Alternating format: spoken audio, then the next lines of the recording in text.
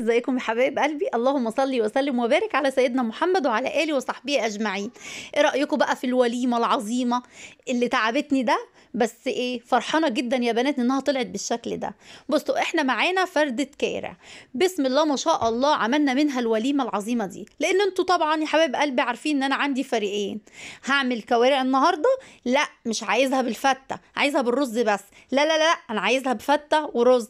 حاضر. لا لا، انا عايزها مسلوقه.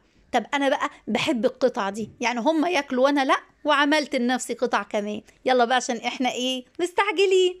بصوا يا بنات، انا بجيب فردة الكارع وبنقعها. انتوا عارفين طريقتي في النقع: سكر وملح وليمون وشوية دقيق.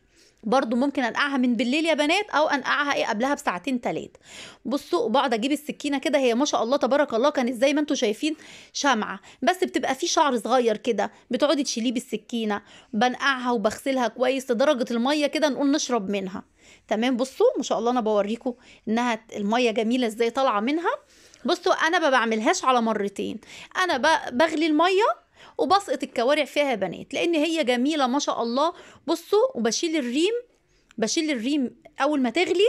انا ما بحطش البصل دلوقتي، بشيل الريم الاول اللي بتبقى يطلع على الوش، وبعد كده بعمل لها كالعاده يا بنات المرته بتاعتها. المرته عباره عن ايه؟ عن بصل وطماطم وعود قرفه خشب يا بنات، بيفرق جدا، ورق لورو، حبهان. لازم برضو ندلع الكوارع. وبعد كده يا بنات هنجيب بقى حله على النار، هنحط فيها ايه، نسيبها بقى دي تاخد وتدي بشكل ودي لحد ما تستوي تبقى زي الزبده. هنعمل بقى شويه الرز العظمه دول. بنجيب معلقه سمنه بلدي، لازم يا بنات السمنه البلدي فيها بتبقى ما شاء الله. بنعمل معلقه سمنه ونحط بقى كميه الرز اللي انتوا حابينها.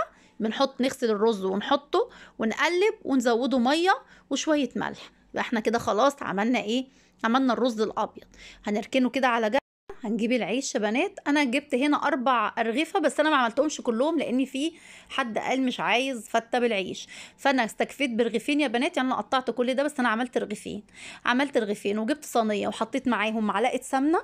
حابه تعمليها فوق البوتاجاز تعمليها، تحمريها فوق البوتاجاز. انا ريحت دماغي وحطيتها ايه تحت الشوايه، وكل شويه كنت بقلب يا بنات.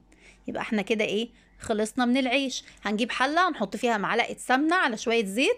جبت راس توم محترمه، ضربتها في الكبه، وهنشوح التوم يا بنات. وبعد كده هنجيب شفشق طماطم، هنضرب شفشق طماطم يا بنات، يعني قولي كيلو طماطم كده. وقطعنا قرن فلفل اخضر في قلب التوم. وبعد كده هندلق ايه يا بنات تتحمر، وهنروح حاطين يا بنات اول ما تبتدي تتحمر هنقوم دلقين الطماطم عليها، ونسيبها مع شوية ملح وشوية فلفل اسود ومكعب مرق وشوية سكر يا بنات عشان الحموضة. وهنسيبها برضو تاخد وتدي بشكل ودي لحد ما تتسبك. يبقى احنا عملنا ايه، حطينا الكوارع على البوتاجاز، عملنا الرز الابيض، بنحمر العيش في الفرن، بنعمل الصلصة. تعالوا بقى نشوف بينا هنعمل ايه كمان. لقينا الكوارع استوت. بصوا يا جماعه، عصر السرعه. انتي تعرفيها يا قمر انها استوت ازاي؟ بصي، بتمسكي المعلقه وتحطيها في الكوارع، بتطلع معاكي بسهوله. انتي لو عندك حله ضغط مش هتاخد معاكي نص ساعه، ساعه الا ربع. انا عشان في الحله العاديه، اللي عندي خدت معايا بتاع ساعه كده يا بنات، ساعه، ساعه وربع كده، لانها كانت ما شاء الله عليها صغيره يعني، فكانت جميله. بصوا بقى، انا هنا بطلع الكوارع وبخليها. بعمل ايه، بقطعها مكعبات، بخليها يا بنات كده من العظم واقطعها مكعبات. سبت لي كام حته كده عشان انا قلت لكم اختكم بتحبها ايه، قطع كده. وانا خليتها للي عايز شوربه، واللي عايز فته، واللي عايز يعني. خليتها يا بنات كده. وبعد كده هنعمل ايه، بصوا يا بنات، كده خليناها وجبنا كام قطعه اللي انا حبايبي دول. كترت لنفسي يعني، كتري كده وما تستخسريش في نفسك يا اختي، ولا تزعلك اي حد.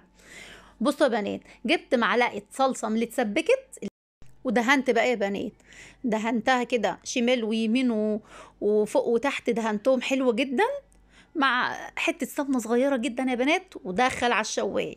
تمام. بعد كده هنعمل ايه، بعد كده هنجيب بقيه الصلصه. بصوا، اول قطعه انا بوريكم قطعه اهو، وهنقوم ساقطينها في بقيه الصلصه يا بنات، وتاخد بقى تقليبتين كده. ليه بقى الكلام ده؟ عشان هنعمل بايه، هنعمل بالفته. قلبناه كده يا بنات وظبطنا الحوض، شقشاق ميه صغير، فنجان ميه صغير يا بنات كده اهو، وهنقلب حلو جدا. وبعد كده بقى هنعمل ايه، هنعمل الطشه علشان نعمل الفته. يبقى احنا خلاص ركلنا كده التخديع. بصوا جبنا معلقه سمنه، وجبنا راس التوم كنا اخدين منها شويه سايبينهم على جنب اللي احنا حمرنا فيهم التقليه. المهم يعني هنجيب معلقه توم وهنحمرها يا بنات في حته سمن. ما عندكيش اعملي بزيت، يعني مفيش حاجه توقفك خالص ولا حاجه تزعلك يا قمر. وهنقوم طشينها بشويه خل وكوبايتين شوربه من بتاعه الكوارع القمر.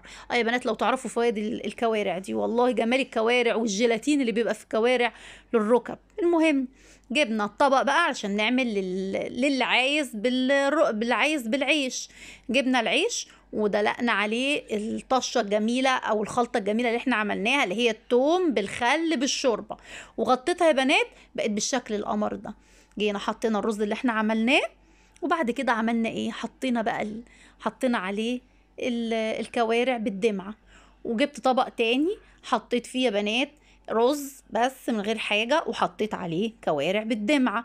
وادي القمر اللي انا حمرته دي، هذه تخصني قوي، تخص اختكم. وسبت شويه كوارع سقطتها في الشوربه يا بنات عشان اللي عايز بالشوربه. يبقى احنا رضينا جميع اطراف الفريق اللي عندي. ايه رايكم بقى في القمر ده؟ ايه رايكم في الوليمه دي؟ يلا يا بنات لايك وشير لو عجبكم الفيديو. استودعكم الله الذي لا تضيع ودائعه.